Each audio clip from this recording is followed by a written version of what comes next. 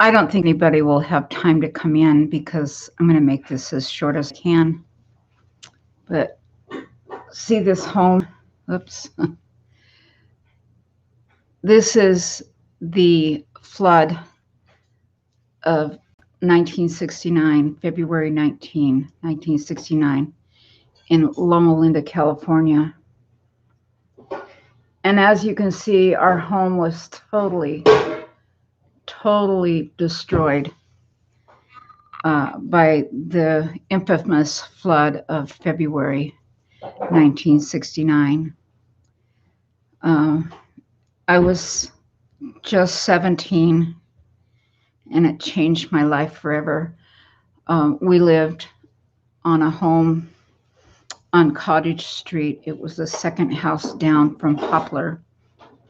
And I walked home. I knew there was something going on, and we were whisked to another school close by, and they wouldn't let us go home. But me being the strong-headed, strong-willed child, oldest, I'm older than my sisters. I'm 7 and 9 years older than my siblings. And I'm 21 years older, too. I have a brother that's 21 years younger. Anyway, I wanted to see, I was curious. There was no cell phones in those days. We were lucky if we had a phone. My mom was working at Loma Linda Hospital there in Loma Linda, California. She worked in OB after she got her nurse's training. Larry, it's a little noisy. Anyway, I walked home the 1 mile, and the streets were totally unrecognizable because there was at least 2 feet of hard packed sand. And there wasn't much left of my home. There was just part of a roof and a few walls. And our back, behind our house was a wash and a bridge.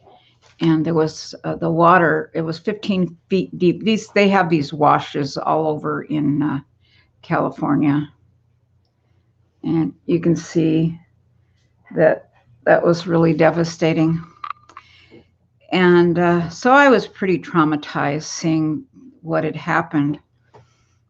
And like I said, I was only 17. It was a week after my 14th birthday. And life changed forever for me then.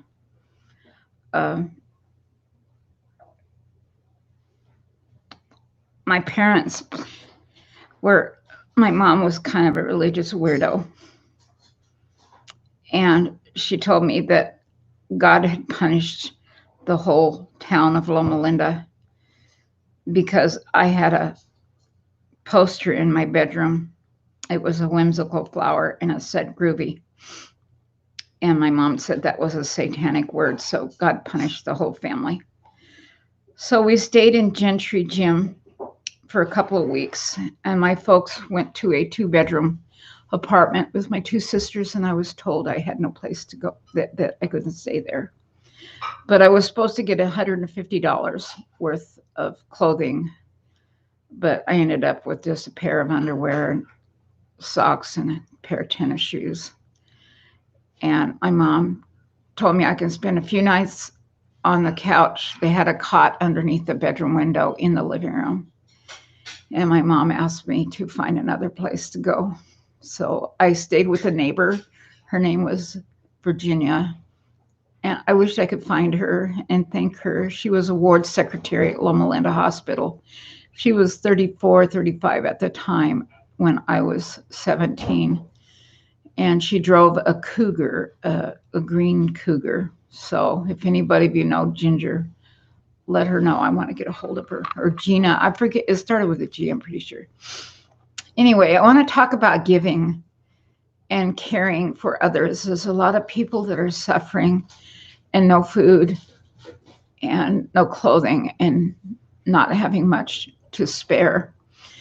My husband and I tried to give out food boxes and do things for those that truly are needy. And I know during the flood, people brought stuff over to the gymnasium. used clothing, dirty stuff that they didn't want, but they thought that that was giving, that they were giving from their heart when they gave something that was used, something that they no longer wanted. That isn't the kind of giving that the Lord tells us to do. We have to give from the heart, but not give something that we don't want. Why would I want to wear somebody's used underwear or a blouse that had BO under the arms? That's horrible. When somebody suffers a total devastation and you can afford it. Most of you can. If you can afford to eat out, you can afford to sacrifice. The LDS Church has a very good way of giving to the poor. They fast 1 day a week. And when they fast, they save the money. Instead of spending it on food, they fast and save the money, and they use it to help the people and the poor people in their church. I think that's a really good idea. But in Loma Linda, the Adventist church wasn't that way. And I got cold cheese sandwiches. I got kicked out of school. I had no place to go, and I partied. I went to a place where Alice Cooper was debuting his new song for April Fool's weekend. It was School's Out for Summer. And I got raped. I got drugged and raped, and I got pregnant. And the school found that out, and they kicked me out. And my mom was so ashamed. She drove me to Booth Memorial Hospital in Los Angeles. It's a Catholic home for unwed mothers, and I was supposed to give my baby away. That's a whole nother story. Anyway, I had nothing but a paper bag of clothing, and nobody showed me any love. I felt that God didn't even love me. And when the church, God says, we are his hands, we are his feet, we are his people. I love John Michael Talbot, and he sings that. I'll play a little bit. Let's see, Talbot. We are one body. We are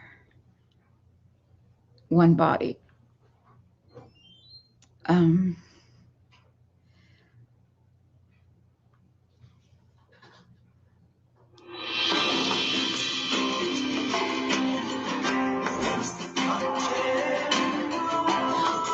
I met Michael Card.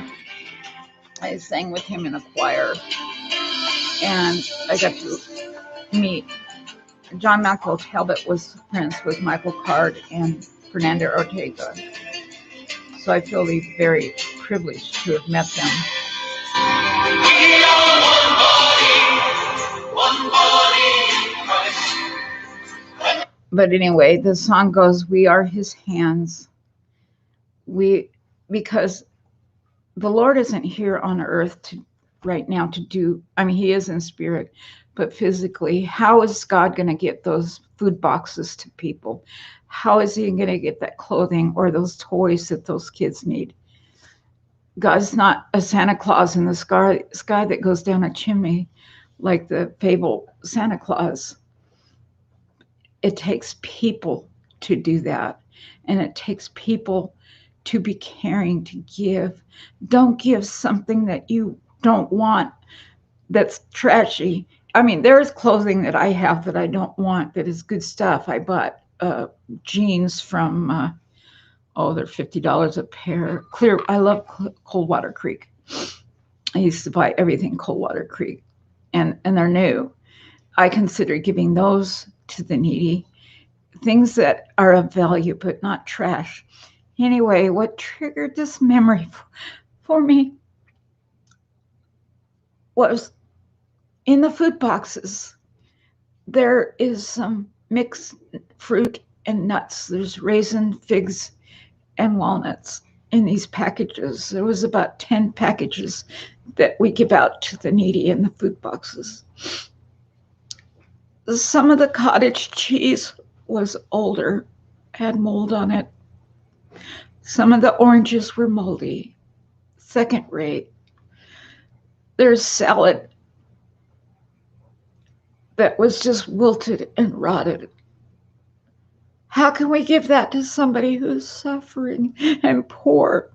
Anyway, I opened up the nuts and the fig thing because I was going to put it in a jar for somebody to put in the food boxes or split it because just one person couldn't eat it all. And I smelled it, and the walnuts were rancid. And I tasted them, and I had to spit them out because they were so horrible rancid, and the whole thing smelled. And I opened up all 10 packages, and they were all rancid. This goes into a food box for people who are poor. Why? That's not giving, that's throwing trash away. Don't be proud and feel like you're giving if it's something that is garbage, something that you won't eat it yourself, or it's invaluable, or it's going to throw away. Well, put it in the food box, it's going to throw away anyway, or a can of split pea soup or corn junk. We live out in the country, and people are dumping RVs and boats and cars and stuff. And I'm just always curious. And a couple of times I've looked at these old RVs, just kind of poking sticks and see. And what was inside is, and I've got pictures of it, cans of corn, cans of garbanzos, gobs of kidney beans, garbanzos, stuff that you and I wouldn't eat, but we give that thinking that we're doing good. That is not doing good. Throwing away something that you don't want to give to a poor person is not doing God's work. So I've always had a heart for the poor people because I grew up desperately poor. I went hungry. And then we lost our home in the flood of Loma Linda in 1969. You can look on it. Look at it. It was a Tuesday. I think it was February 25. And that was 1969 in Loma Linda. But people brought used clothing for me to wear. How could a 17-year-old do that? I wasn't proud because I always shopped thrift stores my whole life. I still do, even though we're what you consider wealthy. I still shop thrift stores because I like to help others. I don't spend on myself, I help others, but that doesn't make me a good person. Anyway, I want to urge you, when you give something to somebody that is suffering, don't throw them a can of garbanzos or a can of kidney beans. Give them something of value, something that you love. I'll tell you a little bit how my mom was crazy religious, but my mom did have a heart for the Lord. I don't know what went wrong with my mom and my dad, but they were very abusive. But my mom did love the Lord with all of her heart. And she was in nursing school. She lived 110 miles away from our home, and my sisters were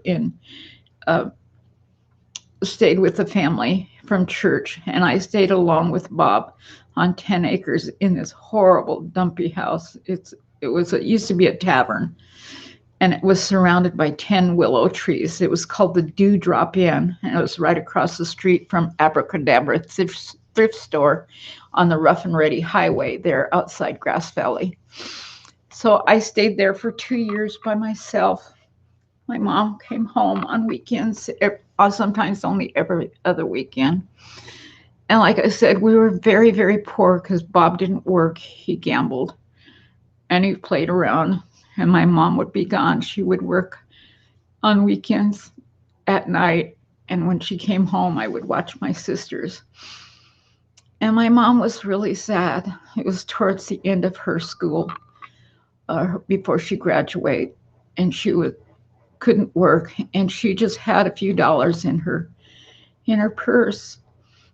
And that weekend at church, the minister had talked about returning, not giving tithes and offerings. It says return tithes and offering. Give back to God what belongs to God and help others. And I'm not telling you you have to follow my own conviction. This is my own religious conviction. This is how I interpret God's word. But I would urge you to listen to me and do this for others, because people are really having a hard time right now. But my mom only had, I don't know, a couple coins in her purse, and we didn't have any soap. She needed dish soap and laundry soap. Uh, the washer she had wouldn't wring it out. It would just wash, agitate, and wouldn't spin.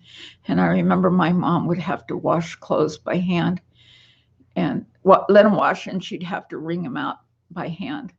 And then I told you that joke, but it wasn't a joke, how our underwear were all chewed up in the crotch because she'd hang our panties up on the line. Well, the deer were chewing the panties because there was moisture, that there was water dripping down, and Grass Valley is very hot and dry in the summer. So anyway, my mom listened to the sermon, and it was Elder Ted Venden. His son is a very, very well-known evangelist around the world. Anyway, his father was Ted Venden. Morris Venden's father was Ted Venden, and he was our pastor. And I feel really proud because Ted Venden baptized me when I was 14, and I signed a temperance card. I think I told you about the temperance card, to not eat eat harmful stuff or take drugs or caffeine or cigarettes. And that man that kidnapped, drugged, and raped me, he had put Rohypnol in a cherry cola. But I didn't know it was drugged, but I didn't want to drink the drink because it had caffeine. And I told him I just signed a temperance card. But anyway, I ended up drinking that. My mom says because I drank that and because I sinned doing that is why he raped me. So go figure that one. I think he would have killed me. He would have murdered me had I not drank that. And he kept me for 2 nights and took me home after doing the unthinkable to a 14-and-a-half-year-old girl. Anyway, my mom, I was really struggling. I had no friends. We had no telephone. We had no TV.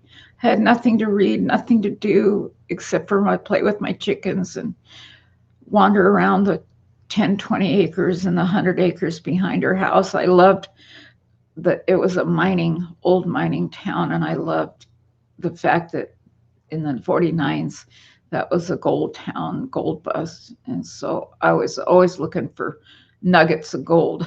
I never found one. But anyway, my mom felt convicted. She needed to buy some soap and some dish soap and laundry soap, desperately needed.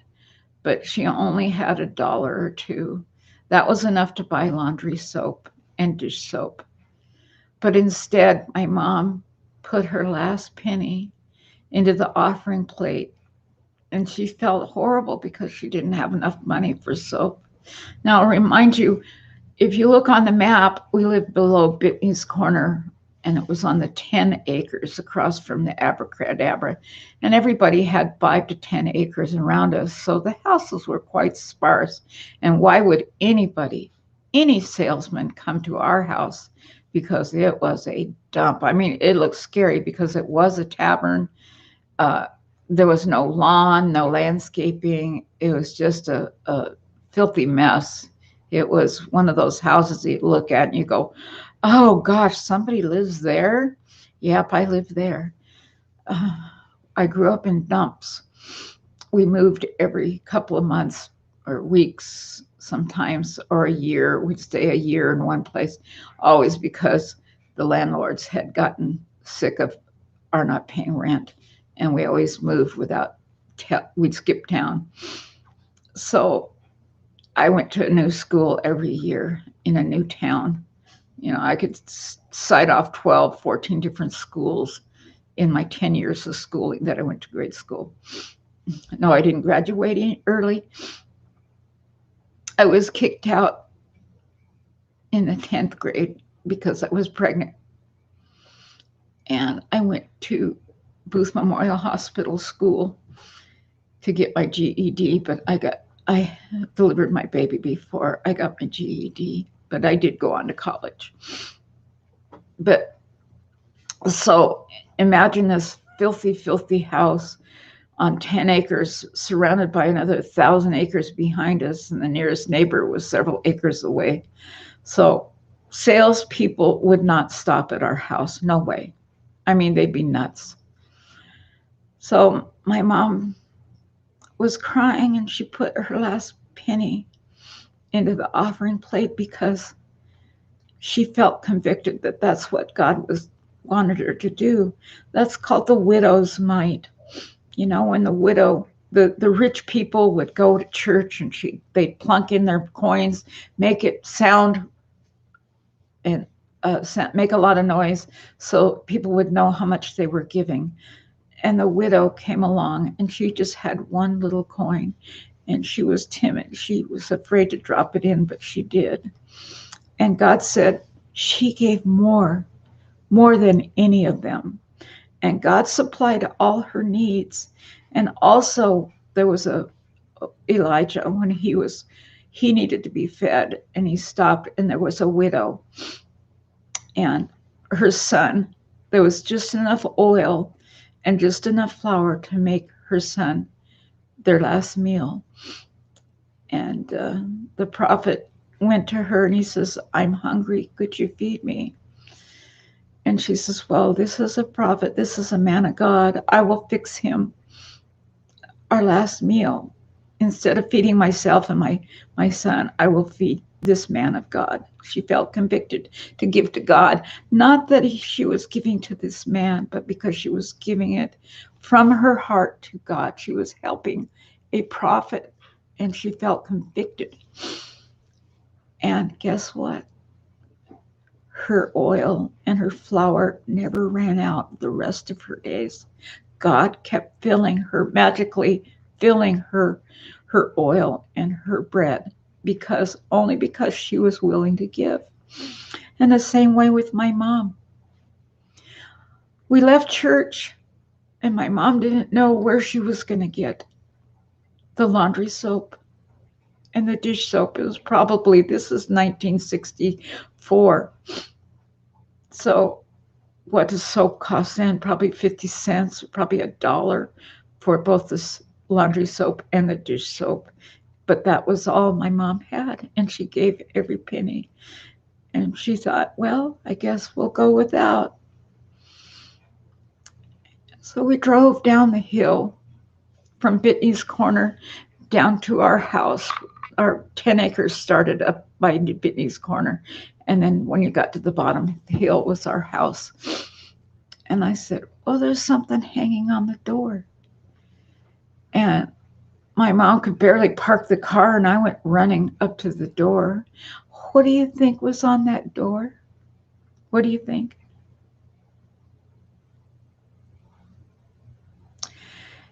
There was a bag with soap, laundry soap, and dish soap, a sample. And it was a pretty big sample of dish soap and laundry soap.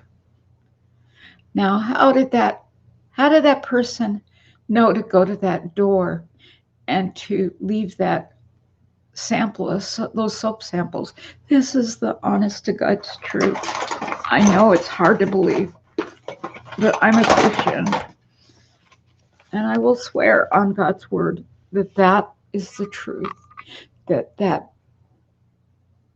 dish soap and the laundry soap and dish soap were hanging on our door.